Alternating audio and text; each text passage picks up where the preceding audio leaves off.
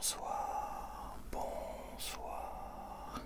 On se retrouve pour une vidéo quiz, le grand quiz de l'été. C'est comme ça que je l'avais appelé l'été dernier. On me l'avait réclamé encore récemment. J'ai eu un commentaire là on veut du quiz. Mais c'est vrai que la dernière fois que j'ai fait un quiz, c'était le grand quiz de l'été l'année dernière. Et cette année, comme promis, je réponds aux suggestions. Et on va commencer tout de suite avec la première question. Donc comment ça se passe? C'est des questions à 4 choix. A, B, C ou D.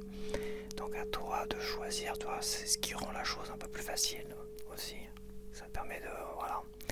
Je vais compter jusqu'à 10. Voilà, à peu près 10 secondes. Je compte jusqu'à 10. Donc tu auras 10 secondes pour répondre et après je donne la réponse.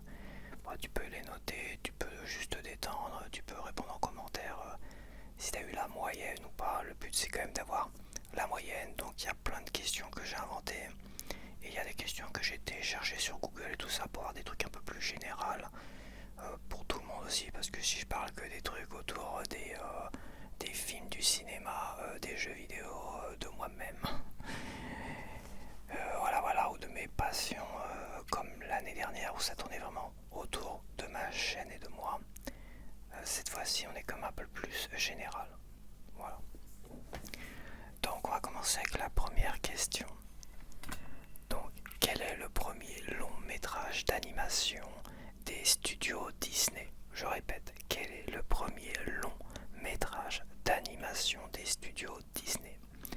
En petit A, on a La Belle au bois dormant. En petit B, on a Blanche-Neige et les 7 nains. Attends, je suis installé. Je me mets un peu plus loin. En petit C, on a Pinocchio. En petit D, on a Cendrillon. Donc A, La Belle au bois dormant. B, Blanche-Neige et les 7 nains. C, Pinocchio. D, Cendrillon. 1, 2, 3, 4, 5, 6, 7. C'est des secondes très rapides. 8, 9 et 10. Donc la réponse était... je ne sais plus. Si la réponse était Blanche-Neige et les 7 nains, qui est sorti le 21 décembre 1937. La Belle au bois dormant le 29 janvier 59, Pinocchio le 7 février 1940 et Cendrillon le 15 février 1950. Donc la bonne réponse était la réponse B, Blanche-Neige et les 7 nains. La deuxième question, parmi ces 4 propositions, quel est le film le plus récent dans lequel a joué l'acteur américain Paul Newman? Parmi ces 4 propositions, quel est le film le plus récent dans lequel a joué Paul Newman? Réponse A, Butch Cassidy et le Kid. Réponse B, La Tour Infernale.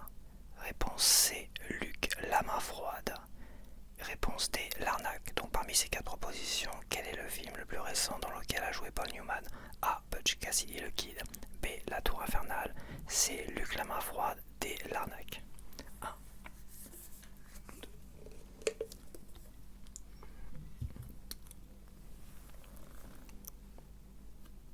Ok, donc la réponse est La Tour Infernale en 74. Voilà, quel est le film le plus récent dans lequel il a joué? C'était La Tour Infernale, Butch Cassidy et le Kid c'était en 69, Luc la main froide c'était en 67, L'Arnaque c'était en 73. Donc La Tour Infernale en 74 et le film le plus récent, donc c'était la réponse B, La Tour Infernale. Troisième question, d'où sont originaires le groupe Alice Cooper? Je répète, d'où exactement, de quelle ville? D'où sont originaires le groupe Alice Cooper? Réponse A, de la ville de Détroit, dans l'état du Michigan. Réponse B, de la ville de Seattle, dans l'état de Washington. Réponse C, de la ville de Chicago, dans l'état de l'Illinois. Et réponse D, de la ville de Phoenix, dans l'état d'Arizona. Donc d'où sont originaires le groupe Alice Cooper? De la ville de Détroit, de la ville de Seattle, de la ville de Chicago, de la ville de Phoenix.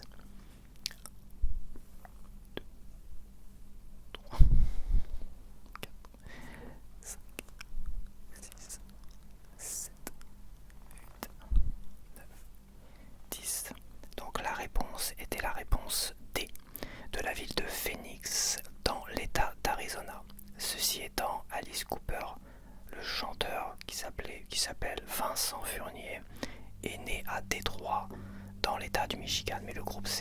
à Phoenix dans l'état d'Arizona. Quatrième question. Quel est l'intrus parmi ces 4 propositions? Quel est l'intrus parmi ces 4 propositions? Alors là, il va falloir cogiter un petit peu. Donc, en A, on a Shenmue. En B, on a Hang-On. En C, on a Shinobi. Et en D, on a Virtua Fighter. Donc, quel est l'intrus parmi ces 4 propositions? En A, Shenmue. En B, Hang-On. En C, Shinobi. En D, Virtua Fighter.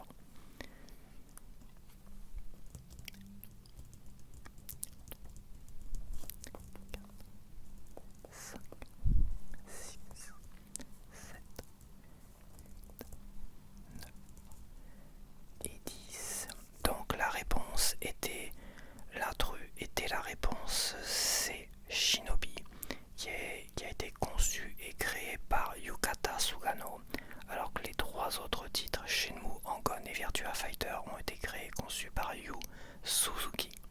Évidemment, on parlait de jeux vidéo, c'était des jeux vidéo.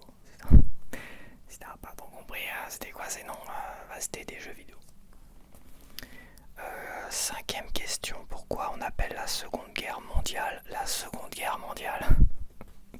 Voilà, pourquoi on appelle la Seconde Guerre mondiale la Seconde Guerre mondiale? Putain, je parle n'importe comment là, je paragouine. Pourquoi on appelle la Seconde Guerre mondiale la Seconde Guerre mondiale, tout simplement? Réponse A, parce que c'est la 2e guerre après la première. Réponse B, parce que c'est celle qui précède la 3e. Réponse C, parce que 1 et 1 font 2. C'est moi qui ai fait la question, hein. Cherche pas. Et réponse D, pour éviter qu'il y en ait une 3e par principe. 1, 2, 3.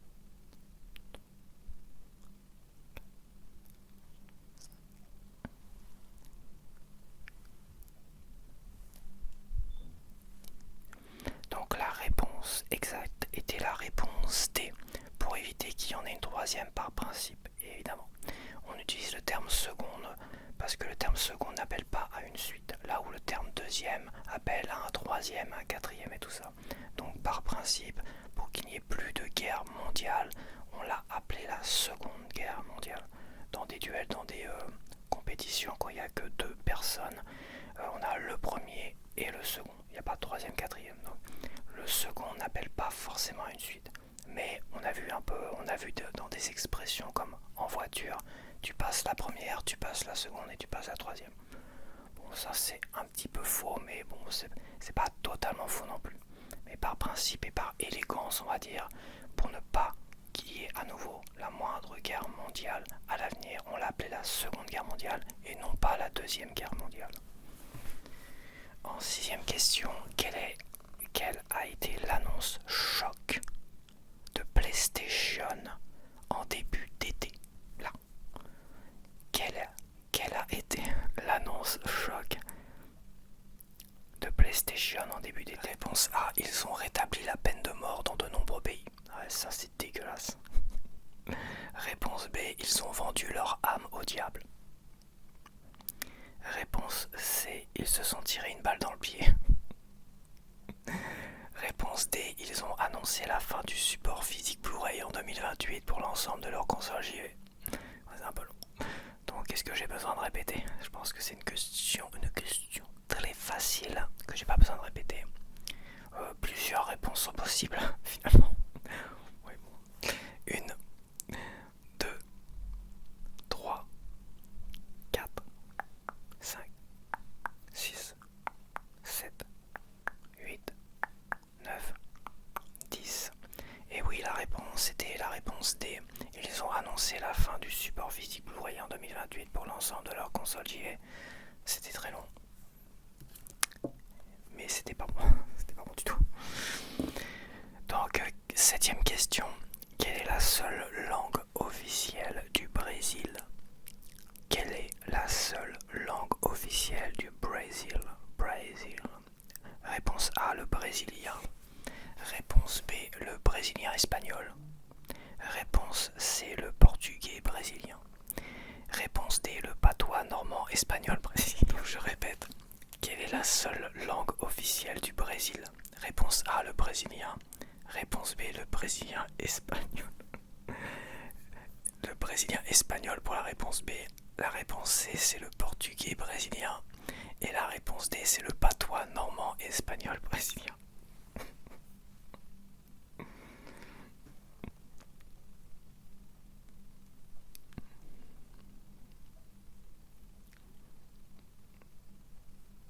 Bon, tu l'auras compris, hein, je rigole à mes propres blagues.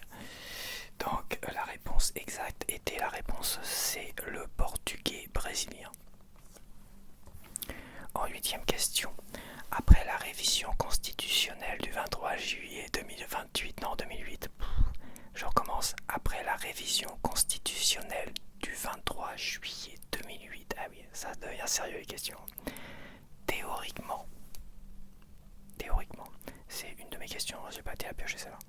Théoriquement, combien de mandats présidentiels peut faire Emmanuel Macron? Donc, après la révision constitutionnelle du 23 juillet 2008, théoriquement, combien de mandats présidentiels peut faire Emmanuel Macron? En réponse A, on a autant qu'il le souhaite. En B, 2. En C, 4. Et en D, 6.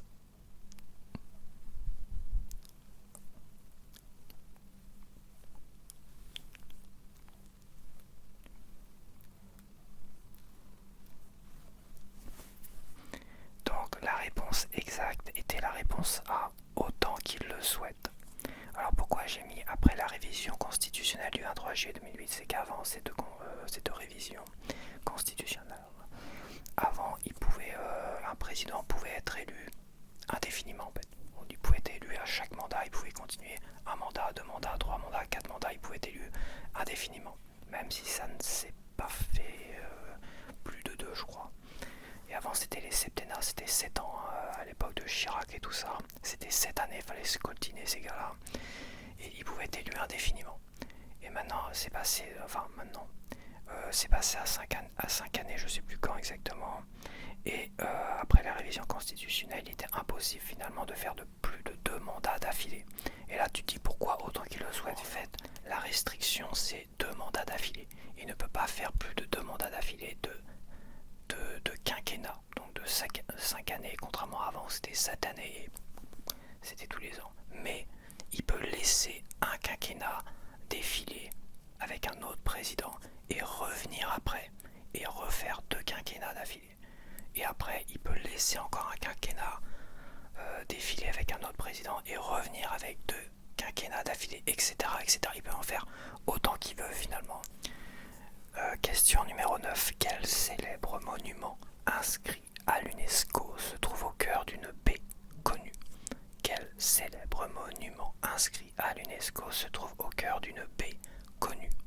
Réponse A, le Colisée. Réponse B, la Grande Muraille. Réponse C, la Mare aux Canards. Réponse D, le Mont Saint-Michel. Donc quel célèbre monument inscrit à l'UNESCO se trouve au cœur d'une baie connue? A, le Colisée. B, la Grande Muraille. C, la Mare aux Canards. D, le Mont Saint-Michel. 1, 2, 3, 4, 5, 6, 7, 8, 9, 10. Donc la réponse exacte était le Mont Saint-Michel en réponse D. 10e question. Quel est l'animal qui possède le plus grand nombre de dents au monde, avec plus de 25 000 dents disposées sur une longue et minuscule bande râpeuse appelée radula? C'est pas moi qui ai créé la question là cette fois-ci. Enfin, pas tout à fait, pas intégralement. Quel est l'animal qui possède le plus grand nombre de dents au monde, avec plus de 25 000 dents disposées sur une longue et minuscule bande râpeuse appelée radula? Donc réponse A, le mille-pattes. Réponse B, l'araignée macronienne. Réponse C, l'escargot. Et réponse D, le Popopulus cunilingus. Voilà, Popopulus cunilingus, c'est très bien. Donc réponse A, le mille-pattes. Réponse B, l'araignée macronienne. C, l'escargot. D, le Popopulus cunilingus.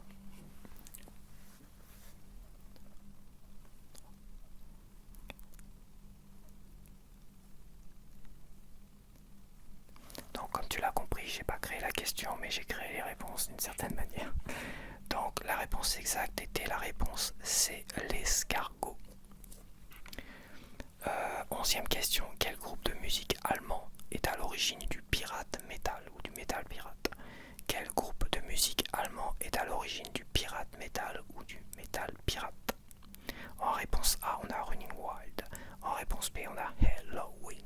En réponse C, on a Scorpions. Avec un S, Scorpions. Et en réponse D, on a Rammstein.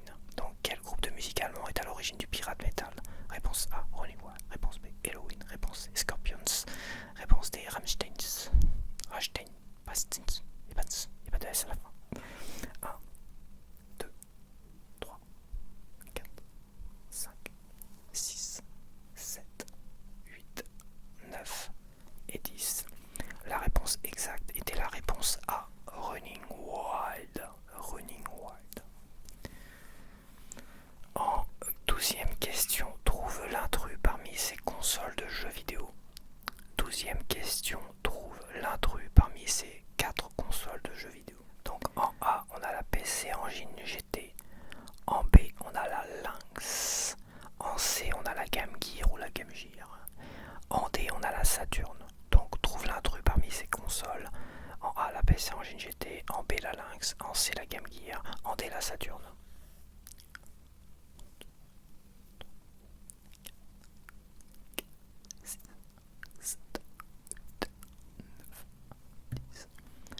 Tadam, terminé. Donc, je vais y arriver. Donc, la réponse était la réponse D, la Saturn, car oui, la PC Engine GT en A, la Lynx en B et la Game Gear ou Game Gear en C étaient des consoles de jeux portables, contrairement à la Saturn qui était une console de salon. Donc, c'était la réponse D, la Saturn, l'intrus. 13e question. En quelle année l'Empire romain d'Occident s'est-il effondré? C'est pas moi qui ai créé la question. En quelle année l'Empire romain d'Occident s'est-il effondré? Réponse A en l'an 476. Réponse B en l'an 395. Réponse C en l'an 800. Réponse D en l'an 1453. En quelle année l'Empire romain d'Occident s'est-il effondré? En l'an 476 en réponse A, en B en l'an 395, en C en l'an 800, en D en l'an 1453. C'est super facile en fait. 1, 2, 3, 4, 5, 6, 7, 8, 9, 10. Donc la bonne réponse c'était la réponse A, en l'an 476. En B, en l'an 395, c'était la division de l'Empire romain en 2 parties, l'Empire d'Orient et l'Empire d'Occident. La réponse C, en l'an 800, c'était Charlemagne qui est couronné empereur d'Occident.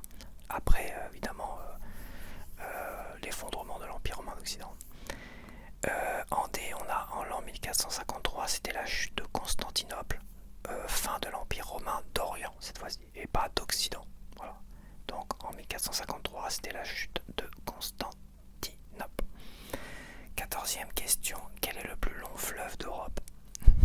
Quel est le plus long fleuve d'Europe? En A, on a le Danube. En B, on a le Rhin. En C, on a la Volga. En D, on a la Dnieper. La Dnieper. Donc la Dnieper, ça s'écrit D-N-I-E-P-R. Le Dnieper, c'est même pas là, c'est le Dnieper en D. Donc voilà. En A, le Danube. En B, le Rhin. En C, la Volga. En D, le Dnieper. 1, 2, 3, 4, 5, 6, 7, 8, 9, 10. La réponse exacte était la Volga. La Volga, c'est le plus grand et le plus long fleuve d'Europe qui se situe entièrement en Russie. En 15e question, quelle est la planète du système solaire la plus proche du Soleil? Alors ça là, j'aurais pu la créer, mais bon, je suis tombé dessus, je dis bah tiens, je vais te faire celle-là. Quelle est la planète du système solaire la plus proche du Soleil? Bon, j'ai mis des réponses, mais je pense que tu devrais savoir cela. En A, on a Vénus. En B, on a Mercure. En C, on a Mars. En D, on a la Terre. La Terre. Faut que je fasse rouler les airs. La Terre. La Terre. Donc, en A, Vénus. En B, Mercure. En C, Mars. En D, la Terre. Donc, quelle est la planète du système solaire la plus proche du Soleil?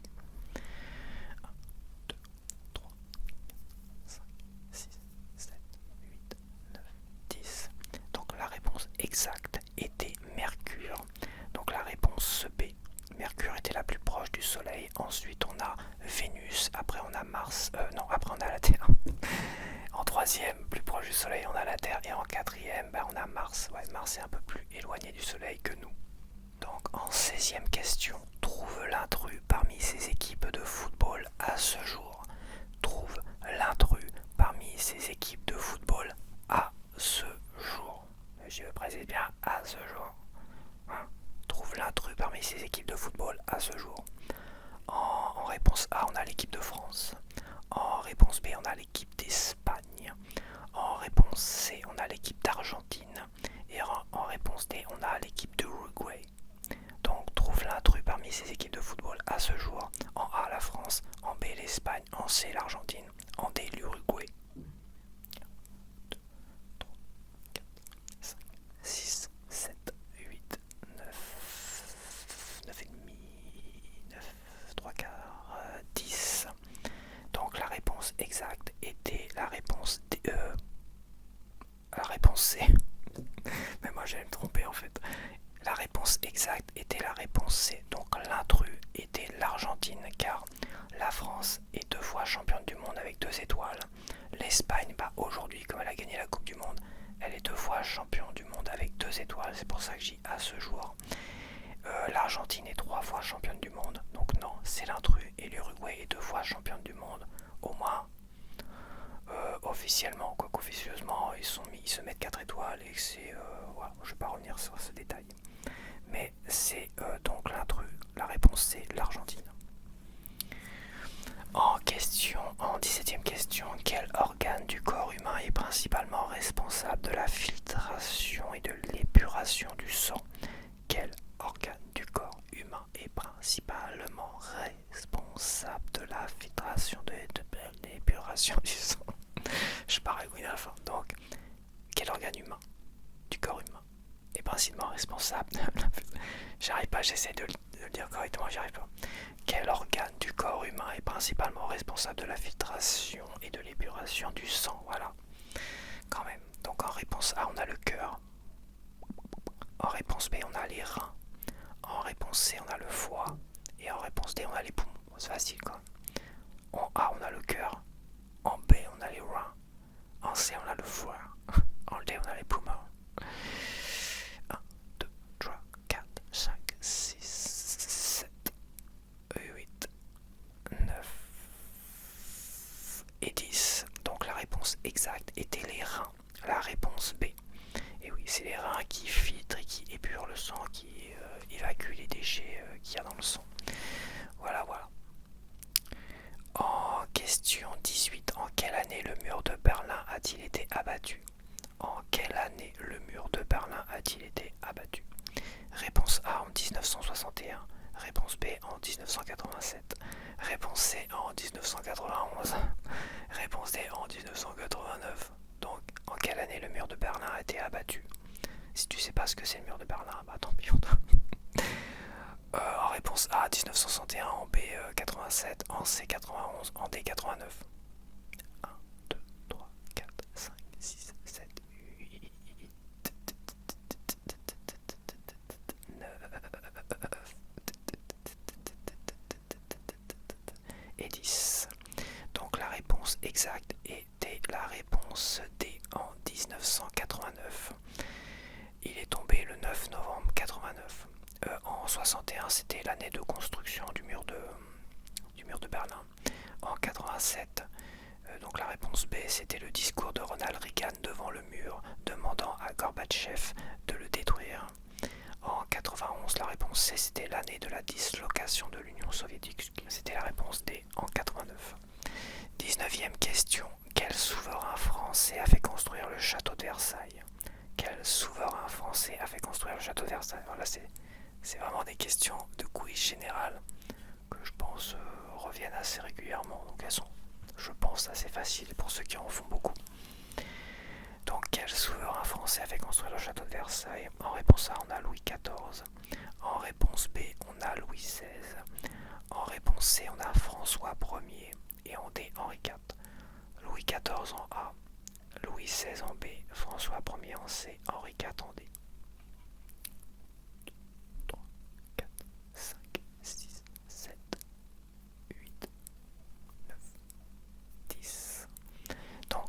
réponse exacte était la réponse A, Louis XIV. Et on va finir avec la 20e et dernière question, donc j'espère que tu auras au moins la moyenne, hein. Ça prouve que tu es très intelligent ou très intelligente. Donc la 20e question, c'est quel auteur, et oui on va parler de littérature, quel auteur a écrit les Contemplations? Quel auteur a écrit les Contemplations? Quel auteur a écrit, je fais plein de bruit de bouche là. Quel auteur a écrit les Contemplations? En réponse A, on a Émile Zola. En réponse B, on a Victor Hugo. En réponse C, on a Gustave Flaubert. En réponse D, on a Honoré de Balzac. Donc quel auteur a écrit les Contemplations? Émile Zola en A, Victor Hugo en B, Gustave Flaubert en C, Honoré de Balzac en D. Uno, dos, tres. Je sais pas compter en espagnol ça. Un, dos, tres. Ta ta ta ta ta ma Maria. Un, dos, tres. 5, 6, 7, 8, 9 et 10. Donc la bonne réponse était Victor Hugo en B. Donc voilà. Donc donne-moi tes réponses, savoir si t'as la moyenne, tout ça, va pas te cacher dans un coin. Je pense que c'est quand même très difficile. De toute façon les quiz, hein, en règle générale, ça reste assez compliqué. Il y a quand même du cinéma, il y a de la culture autour de la musique métal, la culture autour du jeu vidéo. On a de la culture générale hein, que j'ai été chopé un peu sur Google comme ça, en donnant parfois des réponses un peu rigolotes, un peu farfelues, que c'est un peu facile quand même de voir la bonne réponse. Le fait qu'il y ait 4 choix possibles, bah, ça te permet au moins à entendre le nom. Ah oui, ça doit être ça, tac tac tac. Donc ça laisse relativement facile, ça reste relativement facile, mais ça reste quand même un petit peu difficile.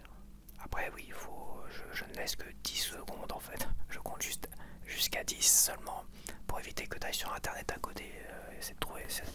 Ça n'a aucun intérêt. Donc soit tu te relaxes devant, soit tu essaies de répondre. Mais faut jouer le jeu quoi. Donc voilà, c'était le quiz de l'été. Pour cet été 2026, on crève de chaud. Vraiment, faut le dire. Et puis bah on se retrouve peut-être là l'été prochain pour un nouveau quiz. Voilà, si j'y pense. Je pense qu'il y en a qui vont me le rappeler. C'est quand le nouveau quiz? Donc bah voilà. A plus. Bye bye. Ah, ça grince. J'ai mon corps